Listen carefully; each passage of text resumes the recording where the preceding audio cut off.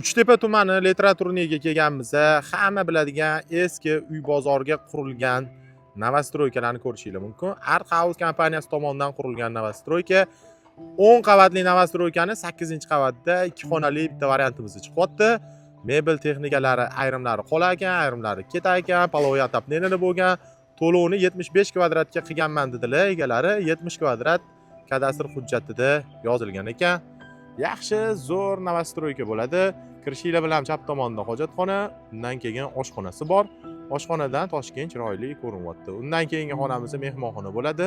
Undan keyingisi kattalar yotoqxonasi bo'pti. Yotoqxonadan keyingisi hammom. Hojatxona hammom отдельный ekan, kiradigan mashina ham qo'yib qo'yishgan ekan. Yaxshi, talab zo'r joylar. Kadastr hujjatlari tayyor, gaz, svet, suv, kanalizatsiyalardan muammo yo'q. Xudo xolasa, startviy narxi $85,000 bo'ldi. 2 xona 70 kvadrat bo'ldi, 8-etajda bo'ldi.